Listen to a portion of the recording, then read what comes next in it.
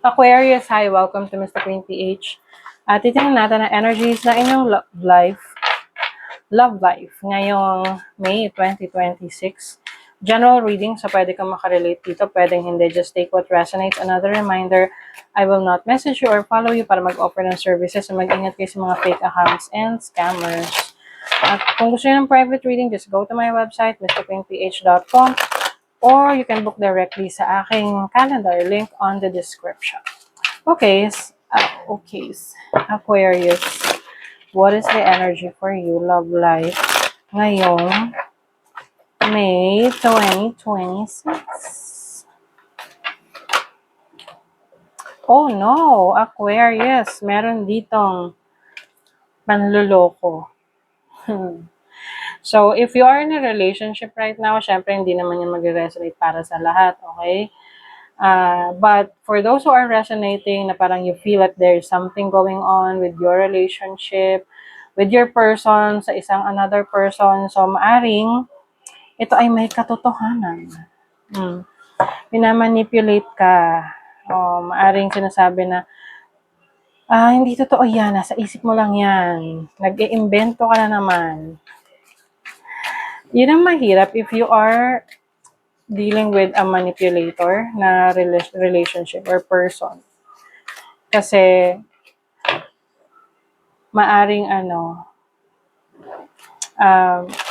iba sa inyo, alam nyo na, aware na kayo, pero in denial. Ayan, meron ng mga chika-chika. Pwedeng meron ka ng nasasagap na balita, chismis about your person. Or maaring ikaw na lang hindi nakakaalam. Alam na sa lahat, alam na ng lahat, ikaw na lang hindi nakakaalam.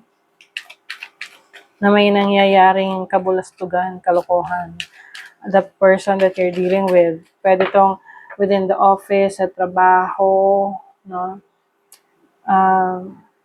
Ang mahirap rin dito kasi minsan kung sino pa yung mga malalapit sa'yo, sila pa talaga yung pasimuno, no?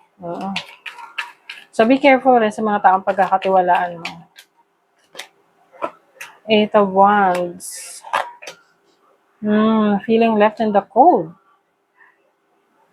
If you are connecting with someone na hindi siya available most of the time, available lang siya kapag meron siyang makukuhang benepisyo sa'yo, red flag, okay? Be careful with that person. Pwedeng you are dealing with a Virgo, or this can be your energy rin na nagre-reflect ka about your person, about the situation na meron ka with this person. Oh my God, 5 of Cups. May losses, may panghihinayang rin. Yung iba kasi sa inyo, pwedeng may idea na kayo, no, na merong nangyayari. May third party, ganyan.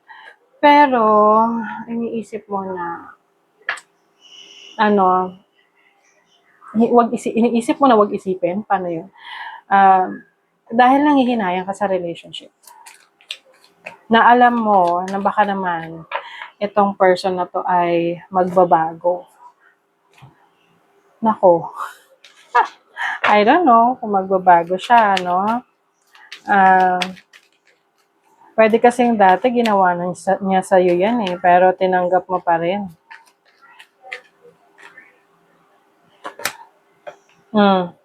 Nagkakaroon ka ng clarity, kaliwanagan sa sitwasyon mo. It's time to make that decision. Justice is energy ng Libra. Yung iba sa inyo nagbubulag-bulagan sa sitwasyon na parang obvious na. Hindi nyo pa rin pinapansin. There's an energy of a person from the past. Pwedeng ito yung nagbabalik sa buhay niya. Nagugulo yung relationship ninyo. Pwedeng sinasabi na wala naman talagang issue, pero meron, ganon. Okay, 5 of Swords. Oh my God. So, meron talagang rito, cheating, lying. Harap-harapan na to. Yung iba kasi, ayan, maingay na naman yung ko. Pasensya na sa sigaw-sigaw dyan sa background. Okay, yung iba kasi rito, nagbubulag-bulagan. Obvious na obvious, pero hindi niya pinapansin. Kasi syempre, ganito kasi yan. Yung iba, ayaw niyong harapin kasi alam niyo kung paano kayo maapektuhan nun kapag binigyan niyo ng focus or attention. But the problem is, ikaw rin yung nagsasuffer. Do you deserve this? Diba? Dine-deserve mo ba to? Na itong person that you're dealing with ay merong ibang connection with a Hierophant? Kasi yung iba sa inyo, nagsistick sa tradisyon. Yung iba sa inyo may asawa. Okay? Asawa niyo na to. Tapos, you are, kinukonsent. Hindi naman, not actually kinukonsent, but some of you kasi may ganun eh. Na parang hinahayaan mo na lang. Kasi alam mo na ikaw yung asawa. Alam mo na ikaw yung may say sa relationship na to. But you know what? Some of you, magkakaroon kayo ng clarity. Marirealize nyo na you deserve better. Kahit hindi mag-asawa to ha, yung alam nyo kayo ay kayo yung nauna, kayo yung legal, ganyan. Express love through gifts. A small token of love can convey great appreciation. So, ito yung isa rin sa importante sa relationship. Maliit na bagay, pwede siyang magpakita ng love ng isang tao sa partner niya. So, maaring ito rin yung isa sa pinangahawakan mo.